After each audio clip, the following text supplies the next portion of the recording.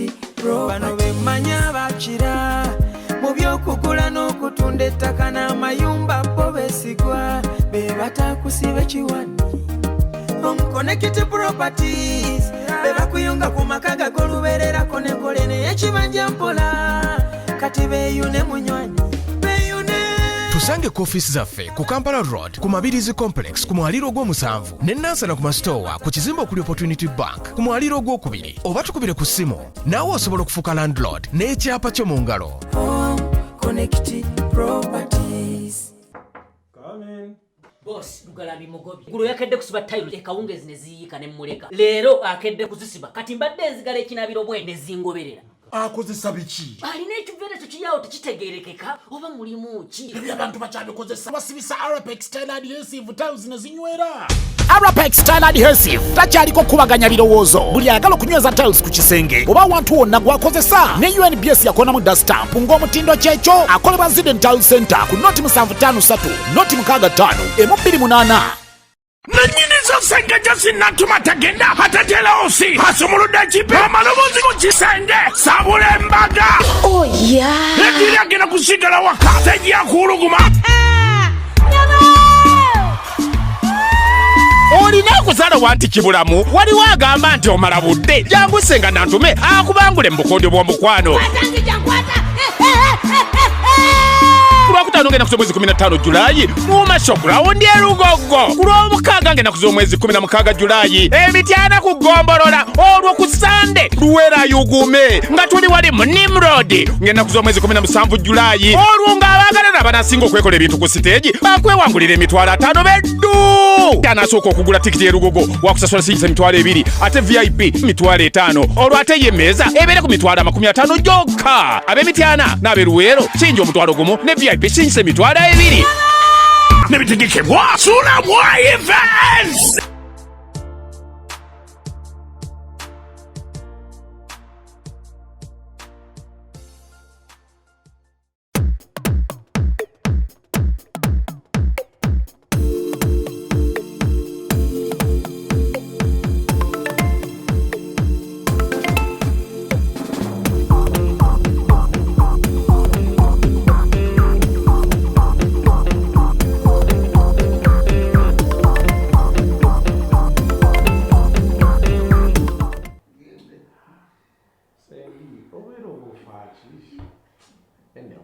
Olina ekyo yagala okulanga ndete odabo.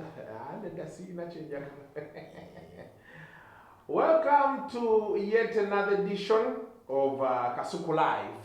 Onako rairo nsinzide wano mu West Records across wali yali official Yombya na yentebe deski yagabwe yagire kabwe ekyali. Oba wali wagituulako Luyombya deski yontandiko gituulako. Sebo mwami Wycliffe Luyombya. Akyali shareholder, akyali creative director wa West Records. Ekyo tewali akiganye naye kati kataliwo. Era kataliwo. Office y'omwana akera gisimuula. Nebeerawo. Bw'amala emisomo gye gyamutwala akomewo. Bw'atalidda mu myaka 10. Ate kisoboka ekyo. Alina okudda. West Records company ngundivu nnyo. Tukola bulango era nze neewunya omuntu akola akalango nga takakoledde ku West Records. Kikyabaako. Audio ne video. Audio ne video. Naye Sendi wabeerako ko ebweru eyo. Obulamu bweyo buli butya? Waliyo ebirungi, waliyo n'ebibi. But the most important thing ndoza tukiteeke ku kikyoyagala gwe ng'omuntu n'ekyokubiri how much are you ready to sacrifice to get what you want ekyokuna bw'obanga obadde kimbuyege e Uganda tebakugamba ngamba ogenda kutuuka eri ofuuke star oba otegera kye ngamba waliyo abantu nga tebaagala kukola genuine ngo tayagala kukola ne bwoba omufunidde akalimu n'omugamba waayi jangu West Records waliwo ekiriwo n'omugamba naye nze nkeera olina kubeera wano ssaawa emu kitundu ng'agamba mwana Sawa mu kitundu. Sawa mu kitundu naawe kiki nnyo. Ng'amazzi gye kunnya. Otegera omuntu abane abantu abakiwa naawe interactinzeeko nabo. Oli anoonya omulimu n'omugamba tusisinkane ku Serena ku ssaawa 12:45 nga sinnagenda ku mpewo. Naga naayitawa. Ati abantu abo be Mayinja be yagamba nti ne mu buzibu alabamu ne mu mukisa alabamu obuzibu. Okitegeera. So ebulayi eyo ebirungi byo gye biri era olumu bw'embeera wano bwenyiiga nadda wabaawo bekinyizizza kwegamba mpita naga ati obanzireyo naye neŋŋamba kawuubire ekinyizizza ate olumu n'emyaka nagyo okiraba. Anyway, ku Kasuku Live Sendi nga be yabasuubiza ku Saturday olunaku olwaleero tugenda kwaka ebintu bye tugayagayamu. Ekisooka olunaku olw'eggulo Juliana yatimbye Kampala Serena Hotel 19 August gye yatimbye. Nekidduzayo wali Sendi Jenkins kye yakugamba nti Juliana ekyamujja mu eri Soul and R&B Safari baali bamusuubizza kino ekivvulu. I don't want to comment naye kandabe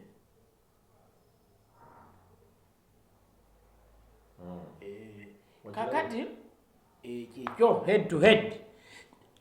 I'm happy for Juliana okubeera nti yawanisa olugoye. Okay? It takes a lot of guts. It is unfortunate nti olunaku lwe lumu B2C lweriyo. Naye nze eyo ndaba nga a repeat of history. Nti Juliana yawanika olugoye oba yali 2013 I think. N'agenda ku Serena nga Rema yakava bwati ewa Bebe nga actually concert yeeyo yemu ku byatabula Rema ne Bebe. Kayemba atandika okumanaginga Bebe, Kavuma Musa Keti event eyo ffe twagirimu ku Equatorial Rooftop. Equatorial Parking. Rooftop kiba kinene. Equatorial Parking. Abantu bajja. Wajjula. Oluyimba ng'alina lumu. Kaliba. Balinkululira Kaliba. Nayagala nnyo oluyimba olwo. Very nice song. So, nze wano kyendabawo bombi bajja kukola. Why? Bannayuganda batono nnyo asobola okugenda mu Serena n'asasula emitwalo 15 n'omusanga ku Freedom City asasula omutwalo. Kisoboka. Batono nnyo mukama wange, quote that word. Batono nnyo. You not say tekisoboka. Batono nnyo. Okitegedde? Just like abantu batono nnyo agenda okunywa bia mu gavana ku mutwalo n'agenda ne wa mama Kabibi obatunda ow'essatu ng'ekiwempe Happy Boys bia wabwameka. 15 sibo oba kakaaga. No, wali essatu ebitaano ng'ekiwempe kikonyeeko bwe kiti otula na kafoomu oba ku kureti. Okitegeera nga waliwo n'omwalo ogusala. Kizibu nnyo omuntu okuvaawo ate n'agenda. Mu kyo kyentegeeza. Tontegeera obi n'ogamba nti eyo description ya Freedom City nedda.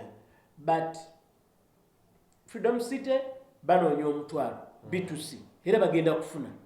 Banoonya mutwalo gw'abantu. Juliana Serena anoonya 10,000.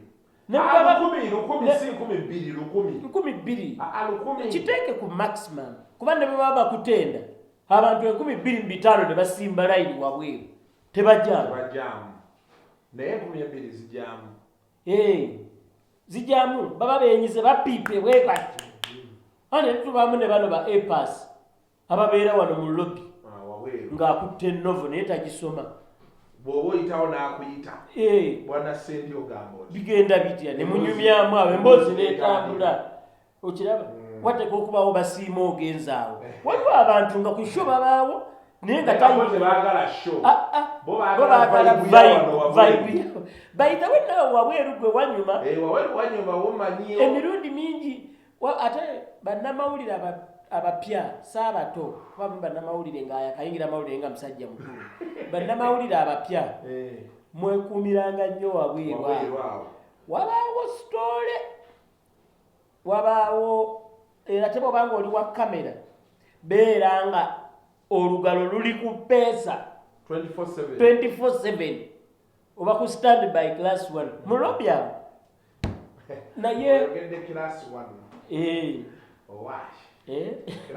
wagiwulidde naye toyagala gyogeramu ng'oli wa ajipu nze ndi wa ajipu and the government in power nze gye mpagira by the way tubiri mu Uganda Eddy ebisesa naye mawulire leero omusajja yagenze mu kyalo n'afukamira ne bamuwa omukisa bulungi omufaana minisita echweru yadda atudde wali omusajja najja n'akuba echweru oluyi omusajja oyo nze kye nalowoozezza ku musajja oyo omanyi tuddayo olumu abantu bo bagenda mu maaso naye nze nzira nnyo emabega minisita abanda beno mpandowooza yange minisita oyo yalina abasajja abalwanisa koni ewaabwe eyo babayitanga ba Arrow Boys koni bwe bamala okumuwangula ne bamugoba abasajja abo ba Arrow Boys baafunayo ku kasiimo you might find ng'omusajja oyo yali mu Arrow Boys n'atafuna kake n'alowooza nti oba omukulu kuba ye yali abakulira teyamugjamu kati n'agenda afuna omukisa ogukola ki ogumusanga n'agaa ti kale oba sente zaagaana if you can't get the man at least embarrass the man kwegamba kuba kyekintu nze kyanzijidde nenga nti osanga omusajja naye lino eggwanga naye baminisita bongere ku security n'abaana baabwe babeera alaati ndabye tumwebaze ng'agamba nti abamu omuseka busesi ku bino ebintu naye security y'aba VVIPs yeetaaga okwongera otunuulira but even for me Sendi, I was thinking in the broader picture because people are frustrated, people are not happy ku bintu ebigenda mu maaso mu ggwanga lino nti with the grappling economy nga bwetutwala someone can buy 2 cars n'akeera ku makya n'azivuga ng'ajja ku parliament emmotoka 2 n'omubuze ey'okubiri ekinnya eki zonna state of the art Mercedes Benz kati abantu batandise olowooza nti mwe mulya ssente zaabwe waliwo obuzibu obuliwo abantu baffe abamu abali mu buyinza power has gone to their heads and they've lost touch with reality nekumira nnyo in a positive vibe naye olw'olumu kwamba ottako ku bigere okimanyi nti waliyo omuntu ng'alya kimu makyazigwe kasuku breakfast lunch supper you are okay but waliyo omuntu ng'alya kimu togirya by choice not by default okitegeera kakati olumu omuntu oyo aba ali awo n'alaba sipiika wa parliament ng'alina benzi 2 alina eggulawo alina eggalawo naye muntu amera akasajja ku ki amera akasajja ku mutima nsuubira abantu baffe abali mu buyinza mutuyambe mubeereko abakkakkamu naddala mu mbeera gye tulimu temufuukula nnyo mmeeme y'abantu temukola bintu ba ku mizigo bye bakola okiraba manyi wali abantu ku mizigo ng'oli atuma abaana n'agamba awoggana awateetagisi genda okula kiro y'ennyama ensava giwa embwa zange naye nga neiba wali ku mukene neiba tali ku mukene nga neiba yafumbye akawunga naye omanyi embeera embi akawunga abantu bakassaamu omunnyo mutonotono katambula okitegeera kati oli n'agamba genda ogulira ennyama ensava ngiwa embwa zange omuntu ono mwenanga muli mu compound y'emu omusuubira kuwulira atya takubanja okiraba gwe okola bibyo naye akola bibye naye tomufuukuula mmeeme okiraba omwana we ajja kusala nga wakamala okwogera ekyo akakube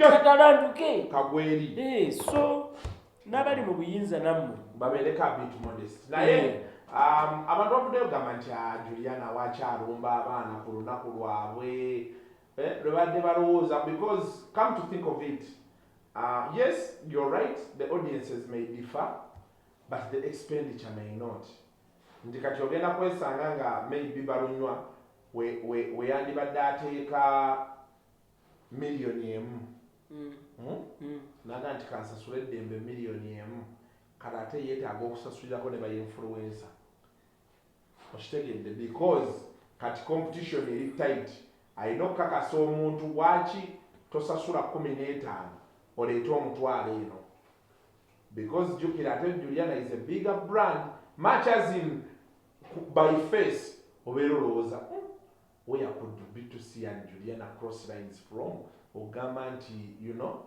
but there is that pressure that oyivulo bebaddemu yo pressure wabulawo extra pressure gy'olina oteekamu naye ate kankubuulireyo olumu complacency ereetera abantu ebivulu basala kati competition olumu ate ebeera healthy how nti essaawa eno kampu zombi kati zistrategizinga tukikoze tutya ate nze ngaali mu media awo ndi musanyufu nange kye nabagambye sente mugenda kuzirabako bannamawulire kituufu naye soogera bubi sente y'ekivulu gy'olyako nga tekinnabaawo yeeyo tebabanja sente ya kivulu tebabanja sente ya political campaign bwe biggwa biba biwedde bano babuloga kye batamanya ate ekirala oyo si mukwano gwo essimu ezo z'olaba kkubira aggusa kivulu kye si mwana wa nnyoko so negotiate knowing don't expect further relationship ekyo tekibaawo mu bivulu ne mu politics ebyo tebibaayo nze kyokka kiresaasira kati ku bivulu ngaawe bituukako eyo point yes osobola okulaba freedom city ng'ejjudde naye omusajja ali mumaziga nga expenditure kakati ate freedom city erina ekintu ekibi ennyo okuva ku bantu 4,000 okutuuka 8 osobola kimanyira mu box office so si wali mu bantu kasita bawera 3-5-4 ng'otandika okugamba people olwo buli ali kujja ku stage ng'agamba kiwedde tukikubye naye bw'obanga oyagala okumanya nti omuntu akikubye freedom city oteekwa obutalaba ku ntebe ya redi waggulu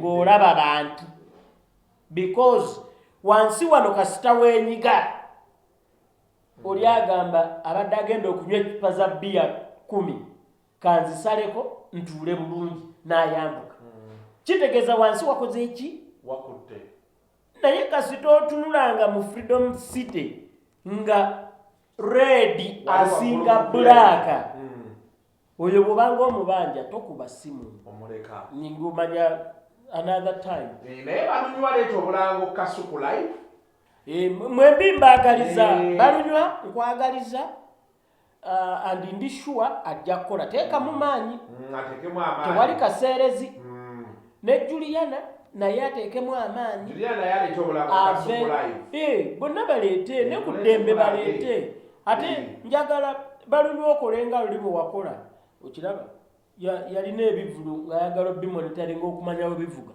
nampa sente ne muwa song boost nga buli waali wamanye ekivulu kye we kiri okitegeera bulungi song boost ereeta liyo obulango Kasuku live ejja kuleeta tuleetereyo song boost by the song boost ekibi Kasuku live eri expensive muganda wa eri expensive naye anti kuba abantu tebaagala laba nnyo obulango kati olina okumeka sure nti protecting a content n'obulango naye song boost bajje naye waliwo buno bwe batukuba obwekifuba seconds 15 obwo oba oyagala oba toyagala ne bagamba video will play in 5 seconds after naye eri concept yammwe eya song boost eya countdown njagala gireeta Kasuku live buli mwezi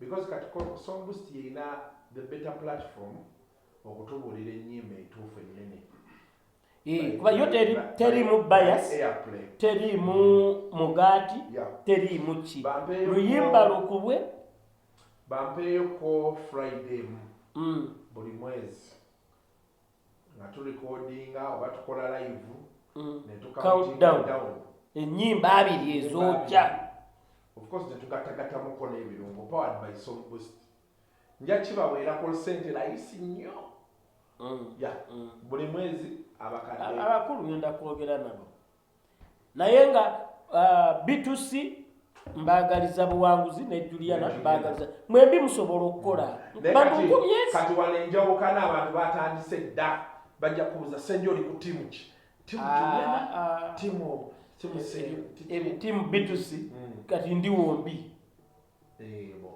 abo abaana bakwano bange okiraba Juliana mukwano gwange tupike ekintu but much as they are my friends balina okumpa sente mpike ekintu naye ate n'ekirala mu bintu ebyo nakwanze nange nateekako ebibulu kati navaamu bive ka expense mu kamonitaringe mujja maliriza ng'abantu bazze naye ekirungi ku balunywa he has experience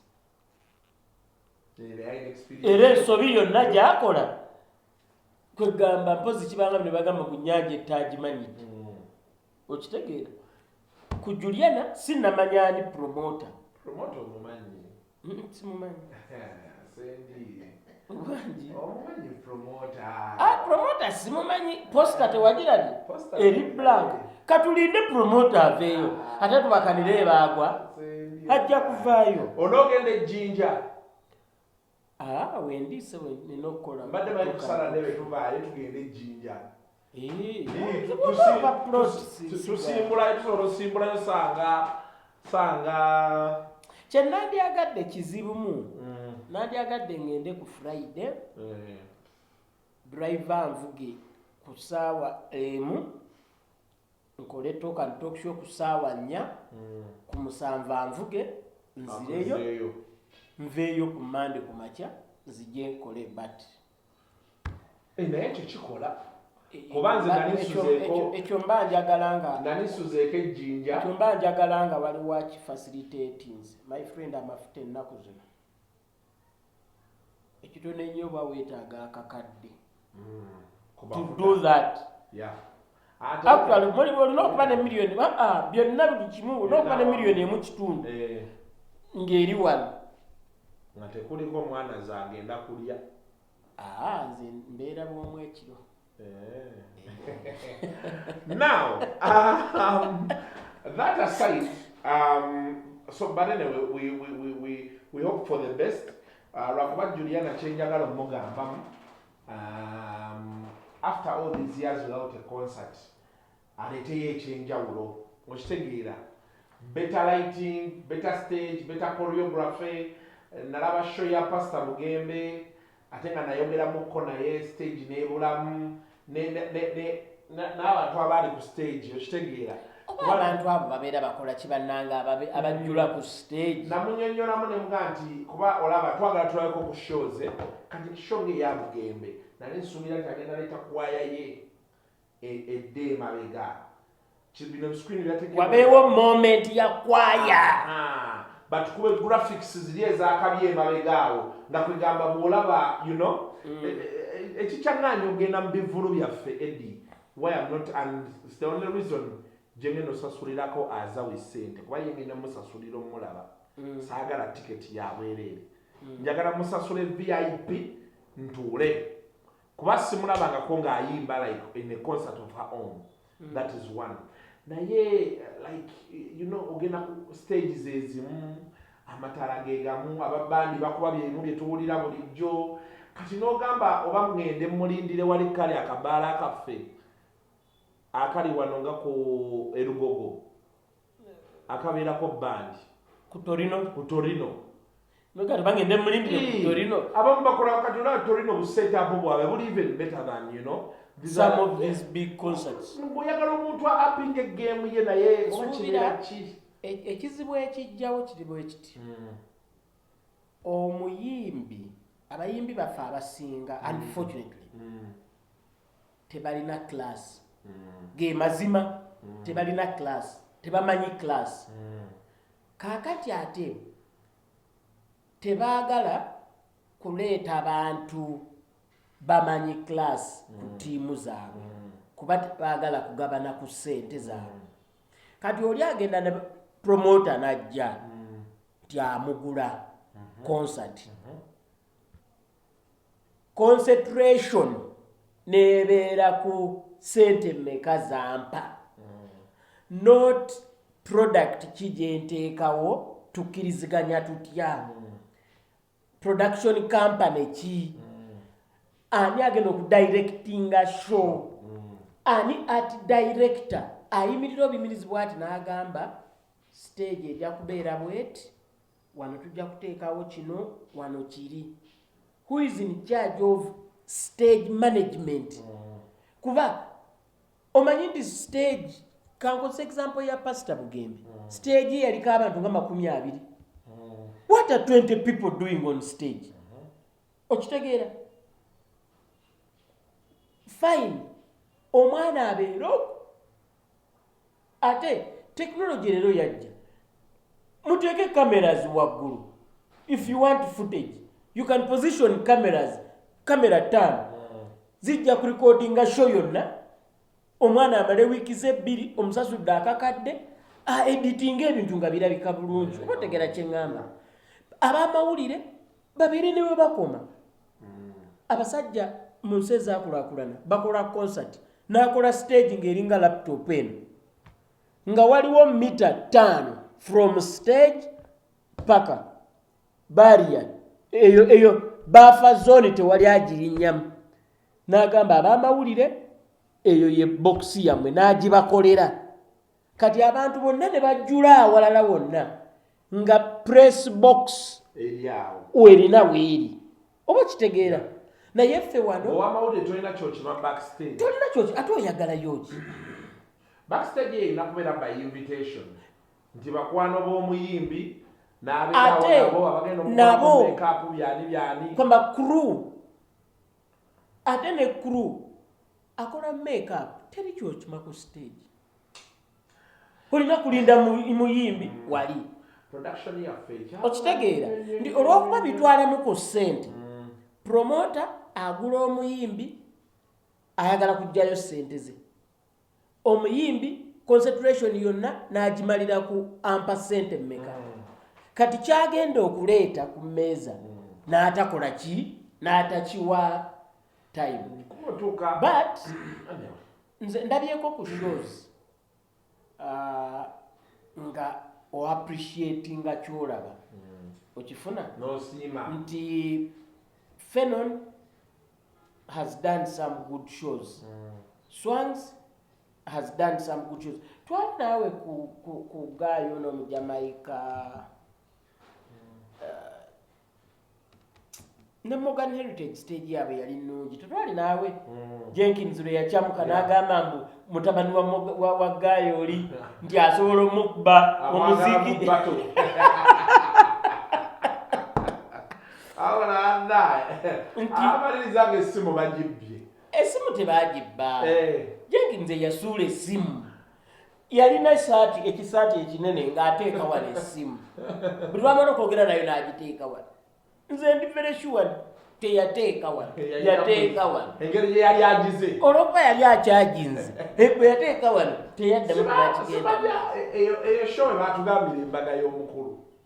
Yaliyo n'omusajja omulala just the way you are. Just the way you are. Terrace Ride. Yali Terrace Ride. Ne batubuulira embaga. Naye mwana gwe wakola embaga.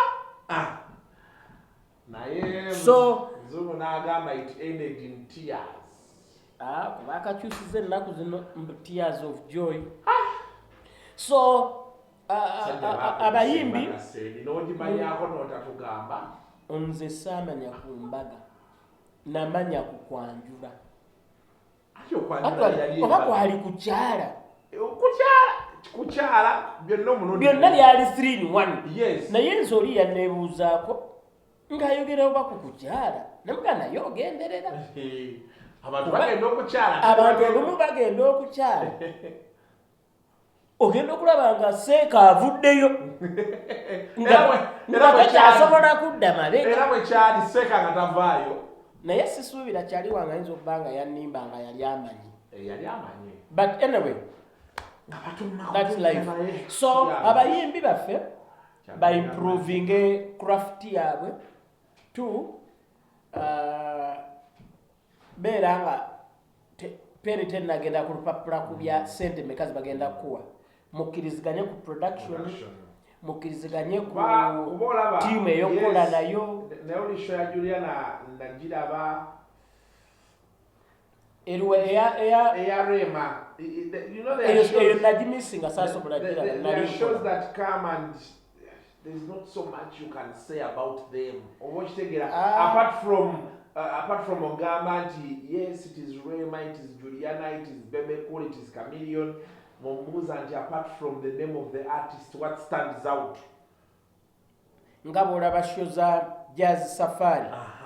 Ndi show za Jazz Safari. Actually, it is the experience you enjoy. Exactly. Sometimes even more than the artist. Yeah. You know, talking about Botula, the decoration, the sound, the seating, the arrangement. You feel like you're somewhere else. Tori muchivuru. So now, finally, woman. The woman elections didn't take place. I think a few days ago, I told them on the minister. Nina kasodo kogerako n'omukuba memba ba woman. Nakomyawo emboozi ya Nuupu. Ntichi. Minister bamugamba police board ba Nuupu. Era the issue came mu meeting eyo. Minister bamugamba police board ya Nuupu. Era minister mu kwogera kwe yabagambye nti aka tuli mu kifiiriza. The insinuation was tuli mu kifiiriza. N'abuzera Silver Kyagulanyi something to that. Tobimanye ebyamateeka biki ng'alaga nti bano kye bannyonnyola kituufu. Naye there is a force behind that has explicit instructions for certain things not to happen. I don't want to comment on that because the UMA elections njirabanga developing story. Byonna tujja bimanyi. And we will comment at the right time. But kyenjagala okugamba nti one, police board I think is doing more harm than good to UMA. Police board is doing more harm than good. I think everybody organizes Teresa. tewali nawulira nti basonda ssente zaakalo tewali wa police board yali asonze nusu n'emu. I've said this more than 10 times. Njagala proof omuntu aveeyo. It's unfortunate nti abantu abasingako bakwano bange. People like Julius Chaze is my friend. I don't deny. Mr. Chisemakula is my friend. Honorable Kayemba is my friend. Hildaman, Dr. Hilary Kiyaga is my friend. Isaac Aruchi is my friend. But tebasondanga sente. Nasagala muyimbi ali eyo na Munnayuganda ali eyo. Abo bagayi balimbe. Tebasondanga ku sente. Sente ziva mu government. And ate moral authority ejijjawa. Sente NCF uliriza. Omanya abantu abatulaba. Tukole betuti. The one who pays the piper calls the tune. Okay? Sente microfinance support center ze yabawa ne equipment eri mu office be yabawa basuubira bivaawa. Microfinance support center. It is a government agency. Bogende wa Kasuku okiraba mukyala we jjajja wange n'akuleetera akatunda tofuluma wabweru kusiruwala kuvuma Kasuku talina kye yali ampadde obutunda gwakagula. That's what I say makes sense. Yes. National Cultural Forum yabawa sente okiraba yabawa yes byebapozinga n'ebifaananyi ebitongole byonna ebyafuna sente. By the way tekambabuulire Auditor General is coming after you very soon. The Auditor General is coming. Nayogera ne Permanent Secretary Minister of Finance Ramadhan Gobi n'agamba Auditor General is coming. Sente ezo accountability egenda kusabibwa. National Cultural Forum terina sente zaayo. Sente zaava mu government. Nebazwa National Cultural Forum. National Cultural Forum negenda nge 1 million 10 ebibiina byonna federating to National Cultural Forum. That money comes from government. Ezo sente zaffe babiwa musolo. Kati oli bw'avaayo n'agamba mbu uma government egiwanga ku sente. That is foolhardy. Abayogeza butamanya. Ontegera kye ngamba. So ne sente endala. Okay? Lockdown yonna yaggwako nga uma emitinga ggulu okusinga anywhere. Ontegera kye ngamba. Hey, this is the thing. Njagala nekirala njagala abantu abali mu administration ya uma mutuyambe mulekerawo ekiboozi kye mutambuza mbu tewali sente temusasulwa temulina kye mufunamu. Bwe mba temulina kye mufunamu swallow your humble pie and resign. Waki bakolera obwereere. Buli ali mu uma is either for money or scheming for something bigger. Nga woman is a launching pad for that. For scheming ira okitegeera. So saagala kugamba bateekewo embeera omanyi olumu abantu bayitirira okugamba nkolera bwereere wano ndi mu buweereza. No, lubuto kyoto obuweereza buveemu kuba waliwo kyobeera olya. Ekirimu bwekiri era mukirya. Akuwa obwami akuwa kulya. So temufuulinga bantu. Whether minister said what or what, Uma, you have been eating money.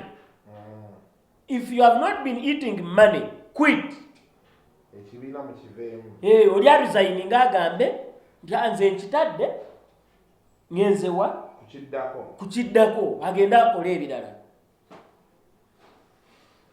Kintu kya woman nakyo kikutte wansi ne waggulu ate ne batugamba it is a private company. Ate nti minisita tagirinaako obuvunaanyizibwa. Kati ate mu meeting baabaze bagambye they are committing wayo baabaze bazeemu nga miliyoni nga 10 ze zeetaagibwa transporting abantu from different parts of the country okujja okulonda. Minisita n'abagamba bajja zibawa but teyawadde timeline. Kakati ndowooza olaba byenkugamba. Wulira kati olaba byeggamba.